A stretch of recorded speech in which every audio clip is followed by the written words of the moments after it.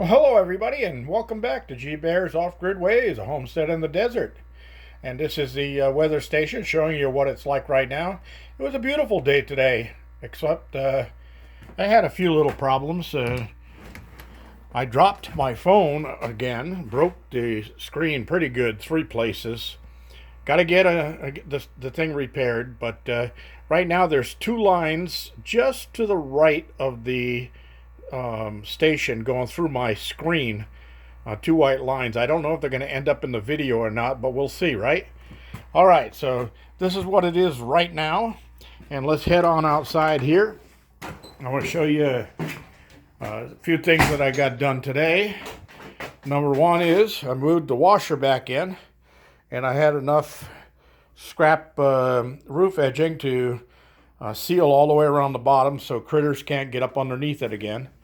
And then I had to bring my my barrel in here so that I could, when the washer dumps, it dumps into the barrel. Then I have a hose bib down there at the bottom of the barrel that I can connect the hose onto and drain that off. And I usually use that water to either wet down in the outhouse so I can put in the Ridex, or I use it to soak down my compost pile. Because out here in the dry weather, compost pile needs moisture. All right, so I got that stuff done today so I can do a load of laundry tomorrow, weather permitting, and hopefully it will permit. The other thing I did was run into town and pick up more materials. And there's the siding for the outside of this thing. So all my OSB can come off of there. Boy, did I have a problem thinking about that just now. Anyway, so all of this OSB and plywood temporary stuff can come off. As soon as the weather permits, I'll be getting to cutting up panels and getting this thing sealed in. Of course, I still got to cut the gutter up there just on the outside of the wall. I've got to put my little crypt studs on the top and my other plate that goes on top of that wall. And I got another one that goes on that side. On that side, I'm going to save myself a little hassle. I've got a piece of 2x6 stored in the container, and I'm going to frame the upright little pieces of stud on top of the 2x6, slide that on top of the wall, and then I can fasten those to the rafter out there. And the bottom, I'll just shoot screws up through the top plate into the 2x6, and that'll overhang inside by 1.5 inches. So that'll give me, or actually 2 inches, so that give me a nailer for my ceiling. So when I'm putting the ceiling up. So that's the plan, and I'm sticking to it. Anyway, I'm going to do the same thing on this side and see if that works out for me. On this one, it's a little different because I can actually use a 2x4 because I've got the double rafters up there that are just on this side, on the inside of this wall. So the second one is on the outside, the first one is on the inside. So I can actually notch my 2x4s that go up on the top and then put a 2x4 sticking out there, so I have 1.5 inches or even 3/4 of an inch overhang, so I have a fastener for my ceiling. All right, so that being said, I've got a couple of questions that came through, and let me take care of those right away. All right, it was True Alpha that asked about the meter I'm using on my he thought it was on my batteries, banks, and all of that, but it's actually it is connected to battery banks. But I use this meter for the PMA, the turbine, to let me know what it's doing. And he wanted to know which one I was using. He thought I was still using the 220 amp I got from Thermodyne, but no. That one got lost in the mail due to a big fiasco with those guys. Worst customer service I ever dealt with anywhere. I can't believe after I heard so many people tell me they had good customer service, and then I went through what I went through. Well, I'll tell you what, I don't know what those other people were talking about, but that was the worst customer service ever. I had them telling me through email to mail it back to them in their Lancaster place. So I did. And then nobody would pick it up from the mailbox. The post office got sick of trying to deliver it. And then all of a sudden it got lost in the mail. So I'm out the meter, 220 amp meter. I'm out the meter. I'm out the money I originally paid for it. And I'm out the money that I had to buy a new meter from. So that's where we stand, all right? But anyway, True Alpha, this is the meter, and I bought it on eBay, and it's article number FT08. FT Foxtrot Tango 08. This is a 150 amp high precision watt meter and power analyzer. And it's got some pretty hefty wires to it. It works pretty darn good. And the only reason I bought the 220 to start with, because when I bought the PMA from Thermodyne, that's the turbine I've got up there, they said that that thing could put out more than 200 amps in high winds. Well, I got scared, so I bought their 220 amp meter from them because I didn't want to have a blow up, cause a fire or anything like that. And what I found out was so far I haven't gone over 63 amps maximum on that thing, and that was in 40 something mile an hour winds. So they told me I'd get over 1,000 watts output from that PMA in 30 plus mile an hour winds. Well, I've had it up to 40 mile an hour, and at 35 we just had the other night. I still didn't get that much. I only got 963, I think it was, 963.2 watts. So that's close to 1,000. That's maybe what they're saying, but I wish people would just speak the truth and to give good customer service. So I like their products, but I'm not going to buy any more from them if that's the kind of customer service I'm going to get. So I'll have to reassess my situation and see what I'm going to do, because I'm actually looking for, and I've been through this before, PMA'S when they're rated at their max output, and that one up there is 1,685 watts. That's the maximum output. And then it tells you that the maximum wind speed that'll stand up in is 90 miles per hour. So to get 1,685 watts, you have to have a 90 mile an hour wind. That's how you figure out what they're talking about on turbines, PMA'S, and so forth. The maximum output is at the maximum wind speed of the unit. So you're not going to always get that.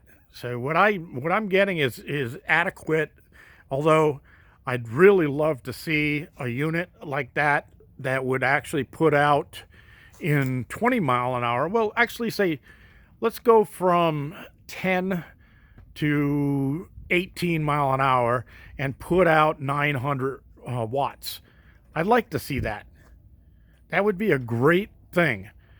And that's what I want, because that's the average winds I get out here. And I don't see 90 mile an hour winds, so I'll never see 1,685 watts. Keep that in mind when you're thinking about turbines and wind power. And if you're going to buy a Chinese 400 watts unit, it's not even worth your time or your money, because it's rated at like 60 mile an hour winds or 55 mile an hour winds.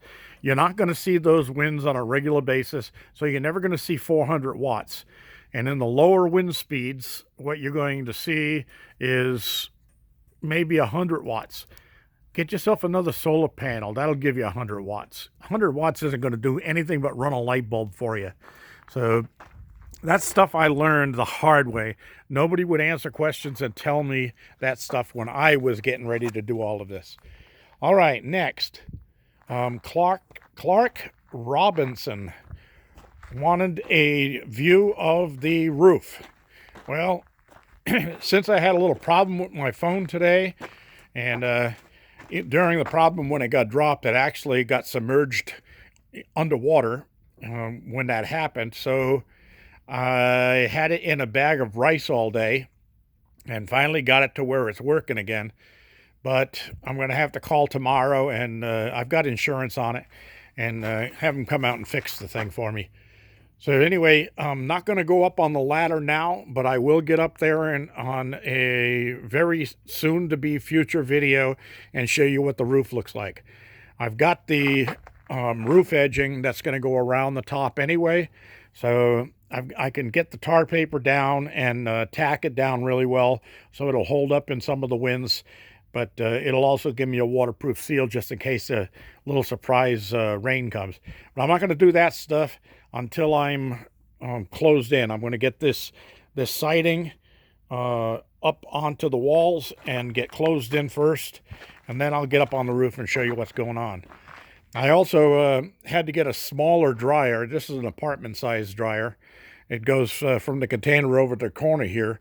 It used to go another 8 feet over there, and that was the bigger dryer.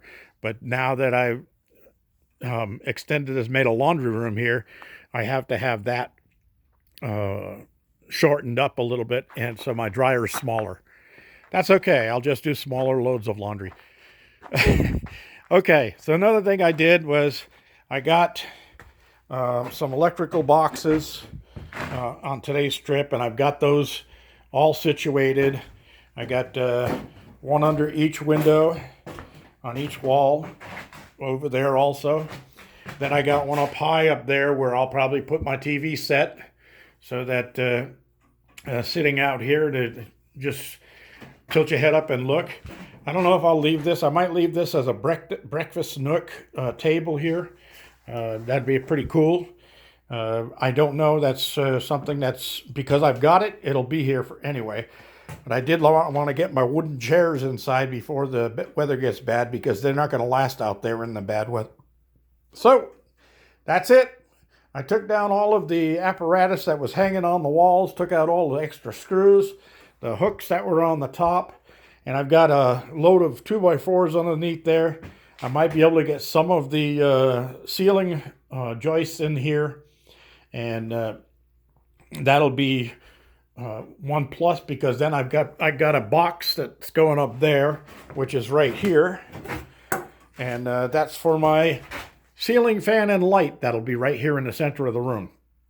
And finally, I can put a ceiling fan up here that won't blow and rock in the wind and break the blades off. Okay, everybody, G-Bear reminding you, please give me a thumbs up down there. Don't forget to subscribe if you haven't already, and share with your friends. Your friends want you to share with them. It's good to share. You need to share. Be a good person. Share, share, share. All right, well, the other night I came out and a little kit fox was sitting right there in the middle of the road, just looking at me. I had a little conversation with him. He looked at me. But when I stepped down off the porch, he decided to run away. And then I guess he came back last night, and I have a garbage bag there with some non-burnables, like styrofoam trays and stuff that come with stuff you buy from the supermarket. And I usually take that to a dumpster or a trash can and get rid of it. But it was sitting out here, and I usually have it hanging up higher, and he tore it up and had it all spread out all over the porch here. So I'm trying some new rat bait poison up in the attic, because little buggers were keeping me awake last night again. And online I saw a video where a guy says you mix, he mixed plaster of Paris with regular flour, bread flour. Not bread flour, but just regular flour, all-purpose flour. Well, I had some all-purpose flour here, and I was looking online, and I saw that you can also use baking soda. And apparently the rats' digestive systems can't handle that.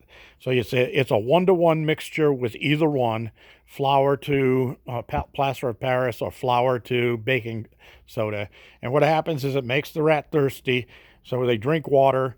It forms a gas or a problem in their digestive tract, and they die from it. So I put some of that up in the attic. I'll probably have to put up with some more noise tonight until they find it and eat from it. I also put some around the compound here, because it's non-poisonous to other things. It's just rodents can't handle it. So let's give that a try. All right, that's all for now. G Bear signing off.